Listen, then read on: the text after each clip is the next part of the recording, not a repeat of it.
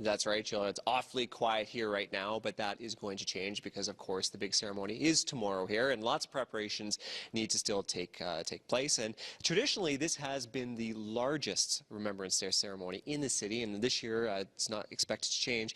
Stephen from the Military Museums joins me this morning. Stephen, how many people in the past usually show up here? 10,000 is kind of what we expect every year, but the numbers do fluctuate a little bit depending on the weather. And this is the biggest in the city. It has been for a number of years now. Yeah, it has.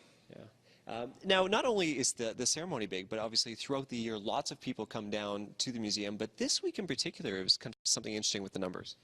Yeah, it's been a particularly busy weekend. We had something like 1,600 people through here over the weekend. Over the past week, yeah. That's a lot of people.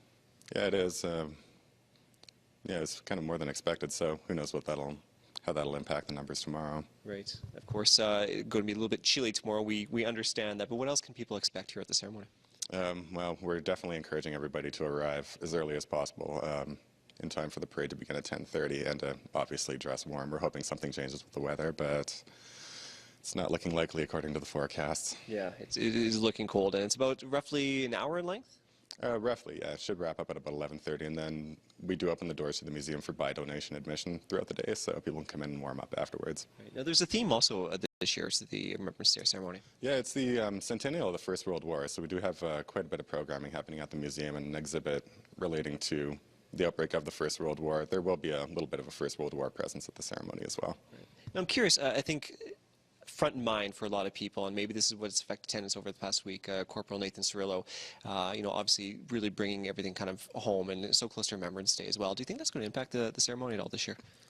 This Remembrance Day is a particularly poignant one for a lot of people because of the events in Ottawa, so it's hard to say what impact it's going to have on the numbers, but I know a lot of Remembrance Day ceremonies are expecting a larger turnout than usual because of that. Right. Can you handle more than 10,000? Is there kind of overflow, or are you maxed out at 10,000? We always anticipate more than 10,000, so yeah, right. That shouldn't be a problem. Yeah, 10,000, a lot of people for sure, and if you are going to come down, make sure you bundle up because it is expected, as Dave has been telling us, to be an awful cold day tomorrow, Jill. But you know what? After the ceremony, you can come in here and walk through the military museums because there's an awful lot of exhibits to check in, especially if you haven't been here before, Jill.